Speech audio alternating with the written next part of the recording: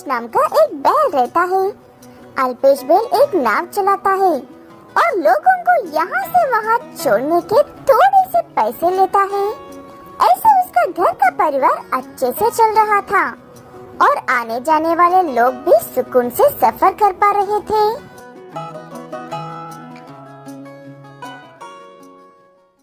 आ जाओ, छोटा सा बच्चा ही है तो कोई बात नहीं है, मैं चला लूंगा अपनी तरफ से चापू। आपकी हिम्मत की दाद देनी चाहिए चाचा जी, उम्र होने के बाद भी मेहनत करने से नहीं घबराते हो। हिम्मत तो है बेटा, लेकिन उम्र अब साथ में नहीं दे रहा है, इसीलिए कुछ दिनों के बाद मेरी जगह पे मेरी बेटे संभालने के लिए आ जाएगा। अल्पेश बैल का बेटा टपलू बैल एक नंबर का कामचोर और लालची है। वो हर काम बिना मेहनत किए पूरा करने की कोशिश करता है। अब तक वो छोटे मोटे काम ही करता आया है, इसलिए उसे अपनी इस आदत की वजह से कोई दिक्कत नहीं आई है।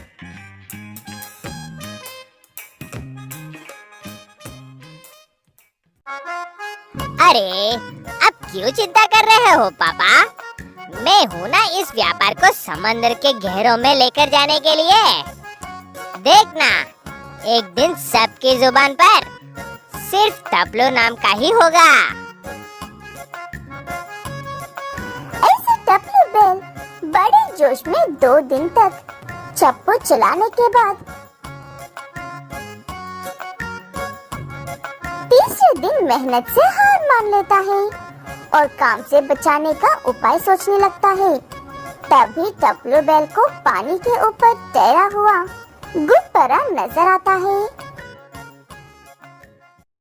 बचपन में इतना तो पढ़ाई की थी कि जब तक हवा को बाहर निकालने का रास्ता ना मिले, कोई भी चीज कितनी बड़ी क्यों ना हो, वो डूब नहीं सकता है।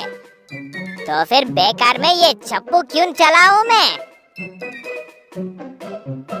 ऐसा कहते हुए टपलू बैल बाजार से बड़े और मजबूत गुब्बारे लेकर आता है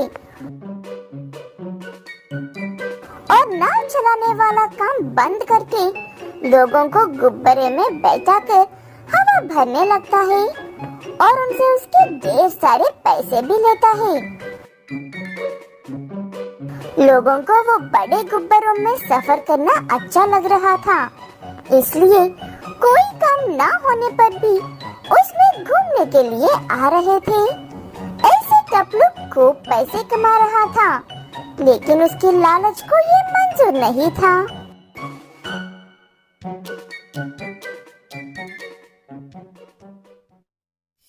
आज से दाम डबल हो गया है, इसीलिए बैठने से पहले एक बार अपने पैसे पूरा है या नहीं कहकर अच्छे से देख लीजिए। डबल पैसे क्यों? एक ही हफ्ते में इतना डिमांड कैसे बढ़ गया तुम्हारा? मुझे नहीं चाहिए इतने महंगे टिकट। ऐसे कहकर कुछ लोग चले जाते हैं तो कुछ लोग मजबूरन दुगने पैसे देकर सफर करने लगते हैं। एक छोटा सा बैल टपलू के काम को बहुत ध्यान से देखता है और समझ जाता है वो कोई बड़ी बात नहीं है कहकर वो छोटा सा बैल भी अपने लिए एक बड़ा वाला गुब्बारा खरीद कर उसमें सफर करने की कोशिश करता है। वो कामयाब भी हो जाता है। अगले दिन सुबह आंटी जी और अंकल्स, अब आप सफर करने के लिए इतने ज्यादा पैसे देने की जरूरत नहीं है। आप एक बार एक गुब्बारा खरीद लो, उसके बाद आप फ्री में सफर कर सकते हो। ऐसे कहते हुए वो छोटा बैल सफर करके दिखाने पर सभी लोगों को उस पर भरोसा होता है और सब अपने अपने गुब्बारे खरीदकर सफर करने लगते हैं। वो देखकर टपलू को बिल्कुल भी अच्छा नहीं लगता है।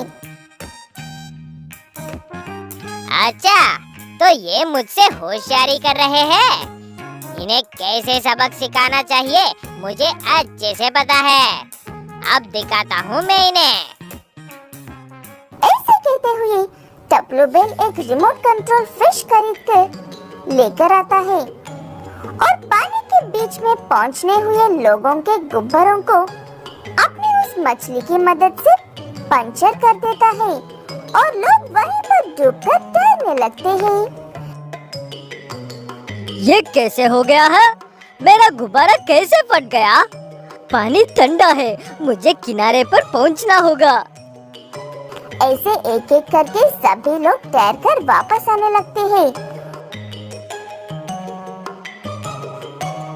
उन्हें देखकर टप्पू बेल खूब हंसने लगता है। पानी में डूबे हुए लोग समझ जाते हैं कि इसके पीछे टप्पू के हाथ जरूर है कहकर। टप्पू के बच्चे, आज या तो तू रहेगा या फिर हम। रुक, तुझे अभी बताते हैं। ऐसे कहते हुए सब टप्पू को मारने के लिए उसके पीछे पड़ते हैं। टप्पू भागकर जाकर अपने पिता के पीछे छुप जाता है। आप सामने से हट जाओ प्लेस काका। आप नहीं जानते हो कि इसने क्या किया है।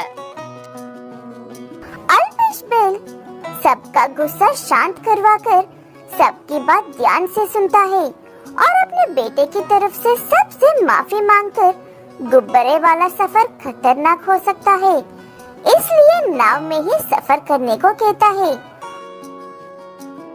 उसके बाद टप्पू को भी समझाकर ईमानदारी से काम करने को कहता है। रंगा बैल ने अपना सब कुछ दोनों बेटों को समान हिस्से करके अपनी थोड़ी सी संपत्ति दे दी थी, लेकिन वो खेती वाली जमीन और फल वाले पेड़ की जमीन में से किस बेटे को कौन सी देनी चाहिए ये तय नहीं कर पा रहा था। आपको इतना सोचने की जरूरत नहीं है पिताजी। आप मुझे जो भी देंगे चलेगा। भाई को जो पसंद है वो पूछकर दे दीजिए। मुझे किसी भी बात का कोई लालच नहीं है। तो तुम्हें क्या लगता है छोटे भाई, मैं लालच हूँ ये मतलब है? ठीक है, तुमने ये कह दिया है तो मुझे खेती वाली जमीन चाहिए। ऐसे टीका भाई खेती वाली जमीन ले लेता है और मीठा भाई फलों वाली जमीन लेता है। खेती वाली जमीन पर कौन सी भी फसल उगाकर अच्छी कमाई कर सकते हैं, लेकिन उस फलों वाली जमीन पर सिर्फ काले जामुन के पेड़ हैं और वो फल साल में एक ही बार होते हैं और ऐसे मौसम में तो वो सारे पेड़ सूखे पड़े हैं और खेत में फसल बेचने के लिए तैयार है। इस बात से टीका भाई बहुत खुश था, लेकिन उसे कुछ भी नहीं मिला है कहकर मीठा भाई को कोई दुख नहीं था। उदास मत हो मोना, एक दिन हमारे साथ भी जरूर कुछ ना कुछ तो अच्छा होगा। तब तक हमें सिर्फ सब्र से इंतजार करना होगा। पता नहीं आप इतने भोले क्यों हो। अच्छा समय चाहे कभी भी आए, तब तक हमारे बच्चों के भविष्य का क्या होगा जी। मीठा के पास अपनी पत्नी से कहने के लिए कुछ भी नहीं था, इसलिए वो अपना ज्यादातर वक्त उन्हीं काले जामुन के पेड़ों के बीच गुजारने लगता है। कभी बच्चों जैसे किसी चमत्कार के बारे में सोचकर खुश होता है तो कभी अपने बच्चों के बारे में सोचकर दुखी होने लगता है। दिन गुजारते जाते हैं और हर दिन के साथ मीठे का गुजारा करना मुश्किल होता जाता है।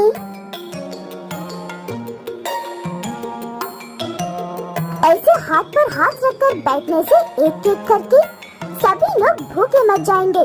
जाकर कम से कम उन पेड़ों को काटकर उन लकड़ियों से व्यापार करके पैसे लेकर आओ जी। जैसे तुम कहो मोना, मैं अभी जाकर उन पेड़ों को काटने का काम पर लग जाता हूँ। ऐसे कहकर पेड़ों के पास पहुँचा हुआ मीठा उसके पेड़ पर लगे हुए इतने सारे फल देखकर हैरान हो जाता है। एक एक पेड़ पर इतने फल लगे हुए थे कि पेड़ वजन की वजह से नीचे झुक रहे थे। लगता है मेरे आंखों के साथ छलावा हो रहा है। ये बिल्कुल भी सच नहीं हो सकता है। ऐसे मीठा खुद को समझा ही रहा था कि तभी उन पेड़ों में से एक पेड़ मीठा से बात करने लगता है और उसे यकीन दिलाता है कि ये कोई छलावा नहीं है।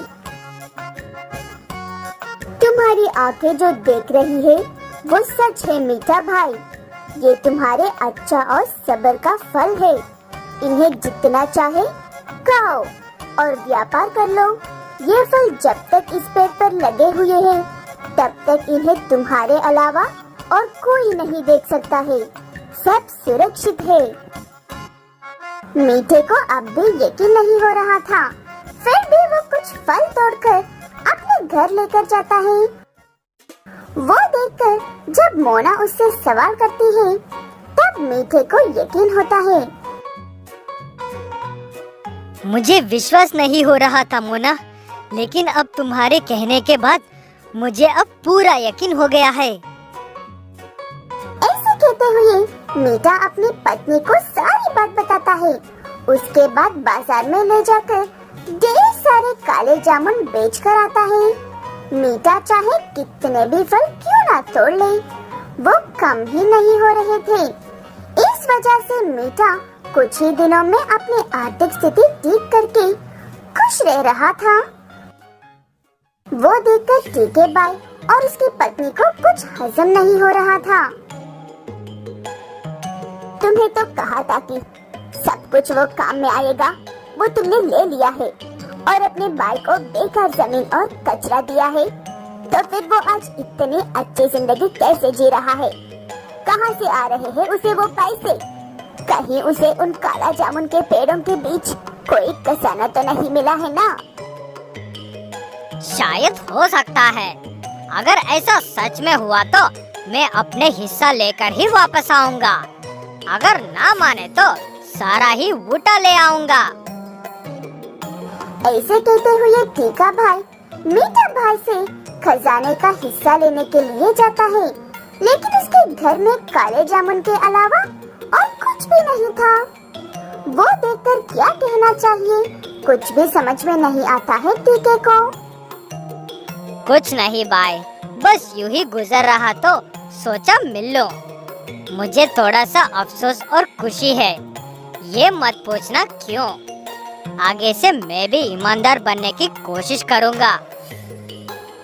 मीठा समझ जाता है कि वो क्या कहना चाह रहा था, इसलिए मुस्कुराकर चुप हो जाता है। अच्छे लोगों के साथ हमेशा अच्छा ही होता है।